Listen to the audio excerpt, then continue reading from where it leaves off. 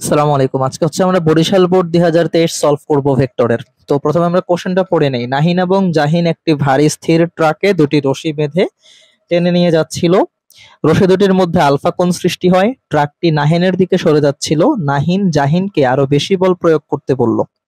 প্রথম কোশ্চেন, দেখাও যে জাহিন নাহিনের সমান পরিমাণ বল প্রয়োগ করলে এদের লব্ধি বল মধ্যবর্তী কোণকে সমদ্বিখণ্ডিত করে। আচ্ছা, তো চিত্রটা আমরা ফার্স্টে একটু এঁকে নেই তাদের মতো করে, উদ্দীপকের মতো করে। সো এই ধরো হচ্ছে সেই ট্রাকটা, এই ট্রাকটাকে দুইটা রশিতে দুইজন টানতেছে।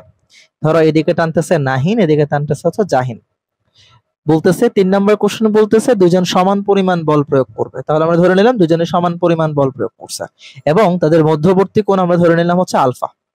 এখন প্রশ্ন হচ্ছে, দেখাইতে বলছে যদি তারা সমান পরিমাণ বল প্রয়োগ করে তাহলে এই যে লব্ধিটা থাকবে মাঝখানে, এই লব্ধিটা হচ্ছে এই আলফাকে সমদ্বিখণ্ডিত করবে। দ্যাট মিন্স এই অ্যাঙ্গেলটা আর এই অ্যাঙ্গেলটা সমান সমান অ্যাঙ্গেল হবে।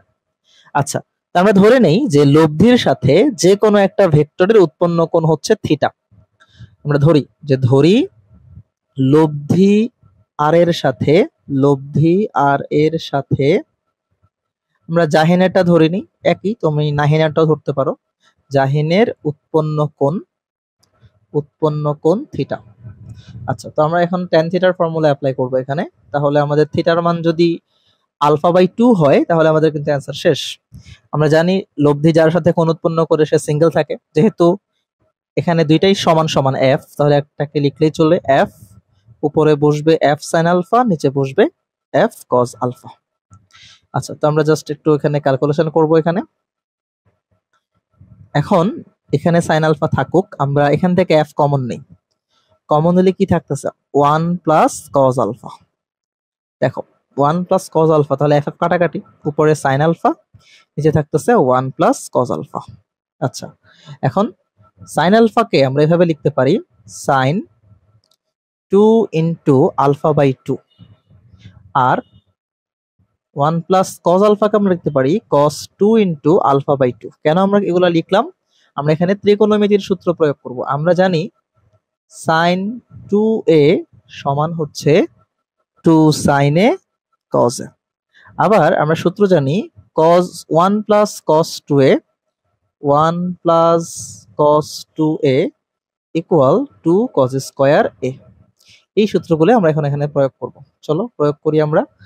তো প্রথমে হচ্ছে sin 2a, তার মানে 2 sin a into cos a। নিচে 1 প্লাস cos 2a, তাহলে আমরা লিখতে পারি 2 cos স্কয়ার a। তাহলে খেয়াল করো 2 কাটাকাটি, একটা cos কাটাকাটি চলে যাবে। তাহলে উপরে কি থাকতেছে? sin আলফা বাই 2, নিচে থাকতেছে cos আলফা বাই 2। তো sin alpha by 2 divided by cos alpha by 2 মানে হচ্ছে tan আলফা বাই 2। আর আমাদের এই পাশে ছিল কত? tan theta. তাহলে দুই পাশ থেকে আমরা tan গুলাকে রিমুভ করতে পারি, দেন থিটা ইকুয়াল লিখতে পারি আলফা বাই 2। তার মানে থিটার মান যেহেতু আলফা বাই 2 পেয়ে গেছি, তার মানে হচ্ছে আমরা বুঝতে পারছি যে লব্ধিটা হচ্ছে মধ্যবর্তী কোণকে সমদ্বিখণ্ডিত করছে। এটাই হচ্ছে 3 নম্বর কোশ্চেনের অ্যান্সার। তো আমরা এবার 4 নম্বর কোশ্চেনে যাই। 4 নম্বর কোশ্চেনে দেখো কি বলছে। নাহিন এবং জাহিন ট্রাকটিকে কিভাবে টানলে সর্বাপেক্ষা কম বল প্রয়োগে ট্রাকটিকে সর্বোচ্চ লব্ধি বলে টেনে নিতে পারবে। আচ্ছা, কোশ্চেনটা ভালো করে বুঝতে হবে। নাহিন এবং জাহিন ট্রাকটিকে কিভাবে টানলে, মানে কত ডিগ্রি অ্যাঙ্গেলে টানলে সর্বাপেক্ষা কম বল প্রয়োগে ট্রাকটিকে সর্বোচ্চ লব্ধি বলে টেনে নিতে পারবে, মানে লব্ধির মান সর্বোচ্চ হবে। ওকে, সো আমরা জানি লব্ধির মান কখন সর্বোচ্চ হয় বলতো? দুইটা ভেক্টরের মধ্যবর্তী কোণ যখন 0 ডিগ্রি হয়, অর্থাৎ তারা যখন একই দিকে কাজ করে তখন তাদের মধ্যবর্তী কোণ হয়, মানে লব্ধি হয় সর্বোচ্চ। আচ্ছা, তা আমরা ধরে নেই যে লব্ধি সর্বোচ্চ হবে যদি দুটি ভেক্টর একই দিকে কাজ করে,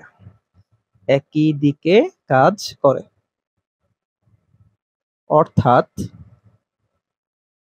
নাহিন ও জাহিন একই দিকে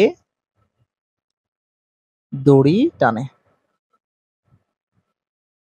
অর্থাৎ যদি আলফা 0 হয়, আলফা ইকুয়াল 0 হলে। আচ্ছা, তো আর ইকুয়াল, আচ্ছা আমাদের উদ্দীপকে কি আর কোনো তথ্য বলে দেওয়া ছিল? নাহিন জাহিনকে আরো বেশি বল প্রয়োগ করতে বললো। আচ্ছা ওকে, তাহলে আমরা এখন লব্ধি বের করি। তাহলে লব্ধি হবে, আমরা ধরে নিই নাহিনের প্রয়োগকৃত বল হচ্ছে F1, জাহিনের প্রয়োগকৃত বল হচ্ছে F2। তাহলে লব্ধি ইকুয়াল হবে F1 square plus F2 square plus 2F1 F2 cos 0 degree, কারণ দুইজনে একই দিকে বল প্রয়োগ করতে হবে, তাহলেই কেবল সর্বনিম্ন বল প্রয়োগে লব্ধির মান সর্বোচ্চ হবে। তাহলে F1 square plus F2 square, 2 cos 0 এর ভ্যালু আমরা জানি 1, তাহলে আলটিমেটলি আমাদের অ্যান্সারটা কি হবে? √F1 plus F2 whole square. তাহলে আমরা মানটা কি পাচ্ছি? F1 প্লাস F2, অর্থাৎ এইটাই হবে লব্ধির সর্বোচ্চ মান, আর ম্যাক্স, আমাদের এটাই হবে অ্যান্সার। জাস্ট তোমরা যদি এইটুকু ব্যাখ্যা লিখে এইটুকু করে দাও, তোমাদের অ্যান্সারটা সলভ। আশা করি সবাই বুঝতে পারছো অঙ্কটা। সবাই ভালো থাকো, আল্লাহ হাফেজ।